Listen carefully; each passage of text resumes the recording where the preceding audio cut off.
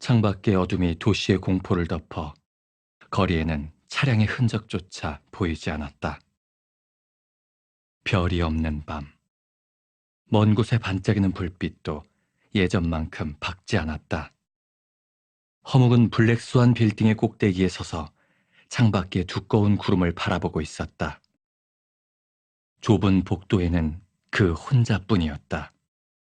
그의 눈에는 도시의 야경이 비치고 있었지만 불빛이라고는 전혀 보이지 않았다.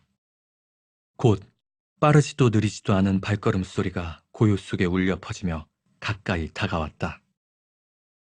허묵은 그가 누구인지 이미 알고 있다는 듯 상대방이 그의 이름을 부를 때까지 고개조차 돌리지 않았다. 아레스, 담담한 말투 속에는 쉽게 알아차리기 힘든 경고가 녹아 있었다. 허묵의 눈빛은 어두워졌지만 고개를 돌려 상대를 바라볼 때는 여전히 교수의 신분인 것처럼 온화한 표정을 지었다. 은발의 남자는 미래를 결정하던 그 회의에서 막 나온 것 같았다. 그는 마침 그림자 속에 서 있어 어둠은 그의 보호막이 된 것 같았다. 그는 불신으로 가득 찬 눈빛을 감추지 않은 채 차갑고 날카롭게 쏘아보았다. 허묵은 못 본 척하며 긍정적인 말투로 말했다. 계획은 순조로운가? 내가 뭔가 들은 게 있는데 상대방은 질문에 대답하지 않고 화제를 돌렸다. 당신이 특파팀 실험에 관여했다더군. 말도 안 되는 소리. 허묵은 속으로 생각했지만 이 역시 그의 계획 중 하나였다. 그는 살짝 웃었지만 눈가엔 웃음기가 전혀 없었다. 한순간 허묵에 속하는 모든 이미지가 모두 벗겨졌다. 우리의 협력이 성공적이었던 것 같군. 마침 흩어진 구름에 한 줄기 달빛이 창문으로 새어들어와 마주선 두 사람 앞으로 떨어졌다. 이 순간의 달빛은 가장 날카로운 칼 같기도 오래전의 어느 날 밤 같기도 했다. 거짓된 허상을 벗겨내고 선열이 낭자한 진실이 드러나자 허묵은 일순 황홀한 기분이 들었다. 블랙스완을 떠난 이후 모든 계획은 예정대로 진행되었다. 너무 쉽게 진행된 탓인지 허묵은 연구 실패 소식을 접했을 때에도 놀라지 않았다. 그는 책상에 앉아 인내심을 가지고 두꺼운 연구 보고서를 뒤적거렸다. 이 연구는 1년이라는 짧은 기간 동안 진행되었고 현실적으로 볼 때 허무맹랑한 존재인 시공간을 다루고 있었다. 블랙스완이 수십 년 전에 그것을 풀 열쇠를 찾았다고 하더라도 끝내 진정한 방향을 찾을 수는 없었다. 얼마 전 진실의 경계를 접했던 그는 이를 위해 블랙 캐빈의 존재를 찾는 데 많은 시간을 보냈다. 그러나 입구는 폭포 뒤 이 공간에 숨겨져 있었고 기적의 발견에 나왔던 그 노인의 공간 능력 그리고 블랙스완이 만들어낸 소위 영차원 공간은 분명 그가 찾고자 했던 것이 아니었다. 실험실은 조용했고 종이 넘기는 소리만 때때로 들려왔다. 다방면에 걸친 실험이 실패했고 현존하는 조건에서는 시공도약이 불가능하다는 결론에 도달하여 이를 위해 관련 이볼의 지원이 필요하다는 내용이 보고서의 마지막 페이지에 적혀 있었다. 하얀 종이에 큼직하게 적힌 실패라는 두 글자가 눈에 거슬렸다. 허묵은 보고서를 내려놓고 생각에 잠겼다. 그는 그것 말고도 그 공간을 찾을 수 있는 방법은 무엇이 있을지 생각 중이었다. 그리고 나서 그녀의 행방을 찾는 것이다. 결국 그는 자신의 생각을 하나씩 배제한 끝에 방법이 없다는 결론을 내렸다. 이 결론은 그를 잠시 멍하게 만들었다. 그동안 사태를 장악해왔다는 믿음이 그 순간 살짝 흔들렸다. 그는 종말의 그날이 오기 전에 나눴던 그 대화를 떠올렸다. 그럼 누가 그 상자 안에 있는 거지? 그녀는 허묵은 만년필을 집어들고 주저없이 보고서 마지막에 실험 일시 중단이라고 적었다. 수많은 단서와 비슷한 존재들을 수없이 많이 찾았다 해도 거짓은 영원히 진실이 될 수 없었다. 그러니 좀 더 인내심을 갖고 기다려야만 했다. 한 달 전, 허묵은 신종 독감 바이러스 때문에 연구소에서 밤낮 없이 바쁘게 지냈다.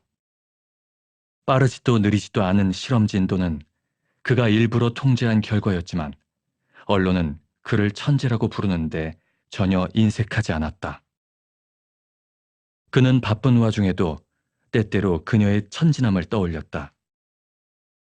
그녀는 그가 이 재난을 해결하리라 믿는지 모르겠지만 그는 결코 구세주가 아니었다. 그녀의 소식은 일부러 알아보지 않아도 여러 경로를 통해 그의 귀에 들어왔다. 허묵은 그녀가 사건을 조사하고 버려진 실험실이 숨겨져 있는 병원을 가도록 방관했다.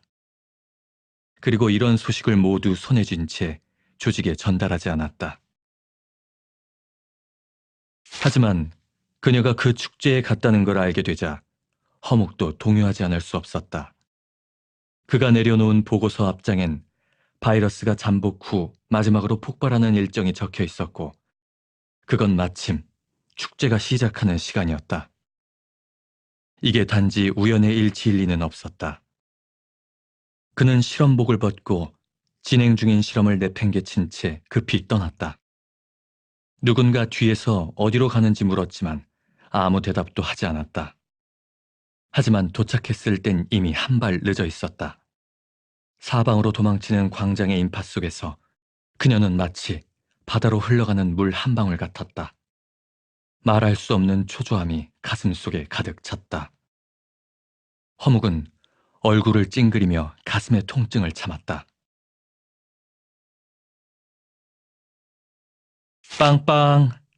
갑작스러운 소리에 허묵이 고개를 획 돌려보니 버스 한 대가 갸냘픈 그녀를 향해 돌진하는 것이 보였다. 그는 무의식적으로 이보를 사용해 얇은 빛의 장막으로 통제불능인 버스를 그녀 앞에서 가로막았다. 그녀는 운명을 체념한 듯 눈을 감은 채 절망과 피로가 가득한 얼굴을 하고 있었다. 멀리서 그녀를 지켜보는 그의 가슴이 옥신거렸다. 머리 위로 헬리콥터 소리가 들려왔다. 허묵은 그녀를 깊이 바라보곤 주머니에 손을 넣고 모퉁이를 벗어났다. 이것이 그가 그녀를 마지막으로 본 모습이었다. 그날 이후 그녀가 사라질 걸 미리 알았더라면 그때 그는 그녀 앞에 나타났을까? 허묵은 살짝 미소 지었다. 눈앞이 아득하기만 했지만 그는 이미 답을 알고 있었다. 가지 않았을 거라는 걸. 노크 소리가 났다. 조수가 들어와 그에게 보고했다. 실험이 성공했습니다. 무슨 이유인지 모르겠지만 바이러스 확산이 멈췄고 상황이 통제되었습니다. 이 약이 대량 생산되면 한 달 안에 혼란스러운 상황을 해결할 수 있을 것으로 예상됩니다.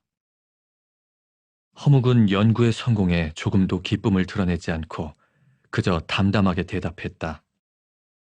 그는 서류에 사인을 한 뒤 외투를 갈아입고 밖으로 나갔다. 서류를 안고 있던 조수가 그의 뒤에 서서 멍한 표정으로 물었다. 교수님, 나가시게요? 허묵은 고개를 끄덕이며 웃었다. 길가에 꽃이 피어 있던데 나가서 좀 보려고요. 황량한 격리구역 밖에는 군의 봉쇄선이 남아 있었다. 잿빛 건물은 벌거벗은 채 우중충한 하늘 아래 서 있고 구역 전체는 쥐죽은 듯 고요했다. 이 도시 사람들은 이곳을 무서운 악몽의 현장으로 여겨 가까이 오길 꺼려했다. 하지만 그런 상황에서도 길가에는 여름의 꽃이 만발해 있었다. 봄은 벌써 끝났지만 여름은 유난히도 길었다. 시간은 쏜살같이 흘러 여름에서 가을로 바뀌더니 어느덧 초겨울이 되었다. 허묵은 손안의 자료를 내려놓고 미간을 누르며 밤새 쌓인 피로를 덜어냈다. 새로운 최고 생명과학연구소가 곧 건설될 예정이라 바쁜 일이 많아졌다.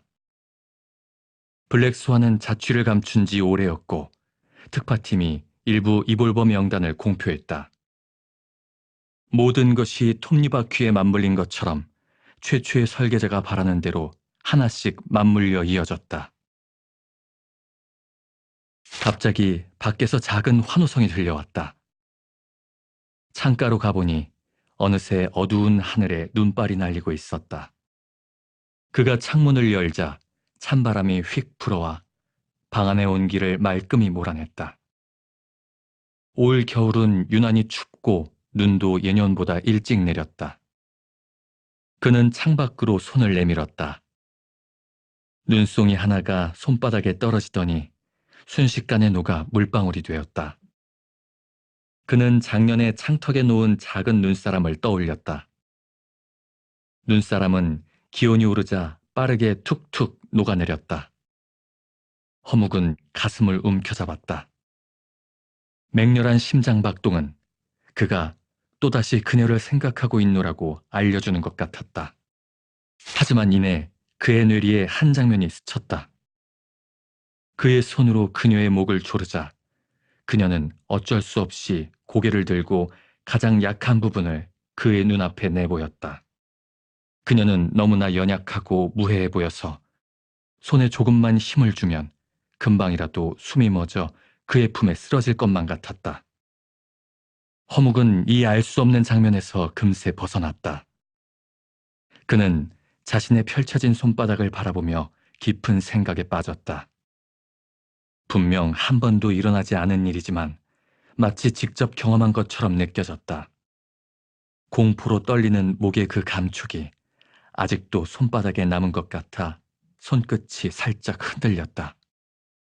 그가 이런 장면을 보는 것은 전혀 놀라울 일이 아니었다. 이것은 그들이 처음부터 가정한 추측이 성립한다는 걸 증명해 주었다. 하지만 그는 무엇이 일어났는지 더 알고 싶었다. 그는 그 일을 해낼 수 있을까? 속도를 더 내야 할 것 같았다. 허묵이 창문을 닫자 창문 유리가 곧 새하얗게 변하며 밖의 광경을 차단했다. 그는 책상 앞으로 걸어가 그 위에 놓인 초대장을 집어들었다. 초대장 아래엔 A라는 낙관이 찍혀 있었다. 불현듯 그는 자신이 그녀의 손을 잡고 키스하며 이건 마지막 희생이에요. 라고 말하는 모습을 보았다. 그는 온통 하얀 눈으로 뒤덮인 연못이를 보았다. 허묵은 눈앞에 펼쳐진 장면에 전혀 동요하지 않고 초대장을 갈기갈기 찢어 쓰레기통에 던져 넣었다. 그의 내리깐 눈에 순간 날카로운 빛이 스쳐 지나갔다. 허묵이 연구소에서 떠났을 때는 이미 늦은 밤이었다. 온종일 흩날리던 눈이 마침내 그쳤다. 지표면에 두껍게 쌓인 눈은 새벽의 저온 속에 딱딱히 굳었고 차가 지나갈 때마다 사각사각 부서지는 소리가 들렸다. 가로등의 따스한 주황색 불빛이 허묵의 머리 위를 비추다가 갑자기 일그러지더니 그의 모습이 공기 중으로 사라졌다. 사거리에서 파란불을 기다리던 운전자는 순간 자신이 잘못 본 게 아닌가 싶어 눈을 비볐다. 멀리 떨어진 어느 장소. 허묵이 느닷없이 텅 빈 통로에 나타났다. 주위의 검은 금속 벽에는 차가운 빛이 감돌았다. 모퉁이에 있는 CCTV 카메라는 여전히 안개가 낀 것처럼 흐릿했다. 허묵은 고개를 들고 자기가 있는 곳을 살펴보았다. 그는 모든 걸 다 알고 있다는 듯 칠흑 같은 통로를 지나 끝을 향해 나아갔다. 통로를 지나는 순간 눈앞이 환해졌다. 이곳은 과학기지의 로비였다.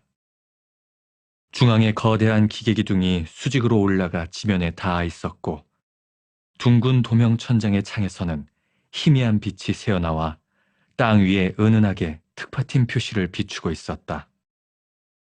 이 거대한 강철 괴물은 아직 어둠 속에 잠들어 있었지만 그 존재를 무시할 수는 없었다. 그들이 원하는 건 적지 않아. 허묵은 모든 것을 눈에 담고 중앙 기둥 앞으로 다가갔다. 그는 스크린에 뜬 정보 인증을 보지도 않았다. 그의 눈동자가 금세 짙어지더니 사방의 빛이 일그러지기 시작했다. 이어 그는 기지의 핵심 구역으로 들어갔다. 허묵은 중앙에 놓인 기계를 보고 눈살을 찌푸렸다. 한 사람 정도 수용할 수 있는 크기의 기계였다. 작동하진 않았지만 알 수 없는 이볼 파동이 느껴졌고 은연중에 그의 몸 안에 존재하는 이볼 유전자를 끌어당기고 있었다. 일종의 본능적인 끌림처럼 기계에 가까이 다가갈수록 통제가 어려워졌다. 그들의 실험은 곧 성공할 것 같군. 허묵은 제어기기를 열고 잠시 생각에 잠겼다가 예전에 감춰뒀던 복잡한 코드를 입력했다. 그는 비밀이 드러나길 참을성 있게 기다리며 차가운 눈빛을 반짝였다. 성공을 한 걸음 앞두었다는 것도 결국 실패작일 뿐이지.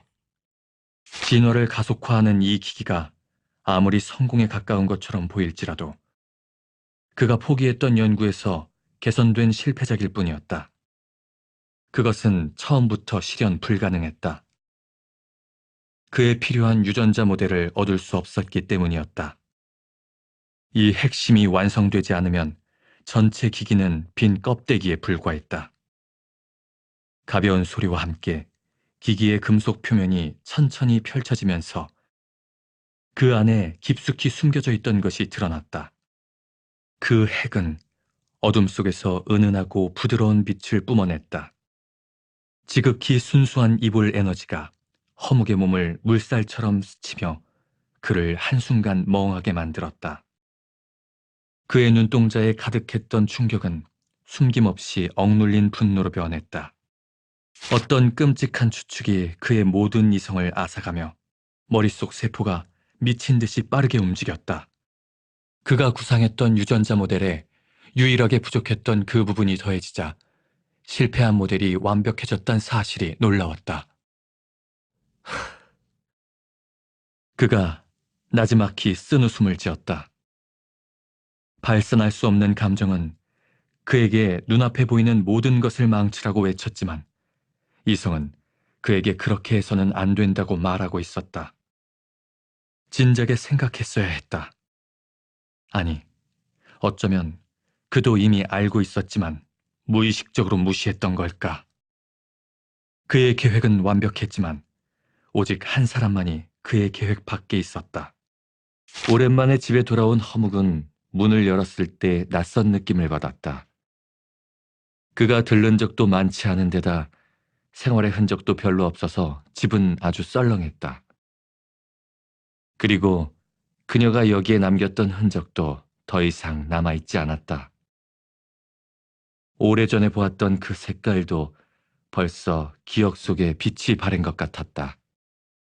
허묵은 창턱에 있는 식물에 물을 주려다 시들시들한 식물들 사이에서 한 그루가 오래전에 죽어버렸다는 것을 알아차렸다. 초여름의 어느 날, 꽃이 피자 그녀가 방긋 웃던 모습이 떠올랐다. 눈 깜짝할 사이 창밖에 눈이 다 녹고 실록이 물들고 있었다. 봄은 왔지만 그것은 이미 소리 없이 시들어버렸다. 허묵은 물주전자를 내려놓으며 생각했다. 이런 꽃은 인내심을 갖고 돌봐야 하지만 그는 점점 더 인내심을 잃어가고 있었다. 그날 그가 어떤 답을 확인했을 때부터 다른 세상의 장면들은 더 이상 나타나지 않았다. 마치 모두 그에게서 같은 사실을 알리고 있는 것 같았다. 잠시 후 그는 자조적으로 웃었다. 아직도 뭘 기대하는 거지?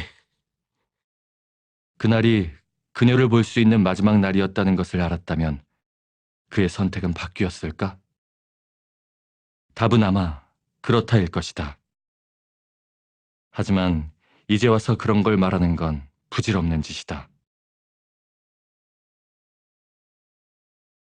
그 언덕에 있던 향장나무 역시 예전과 다름없었다. 나무 밑을 걷던 허묵의 눈에 그리움이 스쳐 지나갔다. 그는 작별 인사를 하듯 손으로 나무를 어루만지며 가볍게 눈을 감았다. 바람이 불자 향장나무에서 쏴 하는 소리가 났다. 마치 그에게 말을 건네는 듯했다. 잠시 후 허묵은 손을 거두고 몸을 돌렸다. 순간 그는 눈동자에 담아둔 모든 그리움과 부드러움을 거두었다. 그의 시야에 어떤 형체 하나가 불쑥 뛰어들어왔다. 그것은 실제하는 것과 같은 환영이었다. 나무 그늘에 선 그녀는 맑은 눈동자에 그의 모습을 담은 채 한가득 미소를 지어 보였다. 허묵의 심장이 예고도 없이 강하게 요동쳤다. 옅은 초록색으로 물든 풀밭, 더 먼 곳의 푸른 하늘과 하얀 구름이 그의 시야에 들어왔다. 초록의 푸르름이 겨울의 회백색을 몰아냈다. 잠시 멍하니 있던 그는 입가에 살짝 미소를 지었다. 그의 생각은 틀리지 않았다. 그녀는 언제나 그의 계획 밖에 있었다. 그러니 지금 작별 인사는 필요 없다.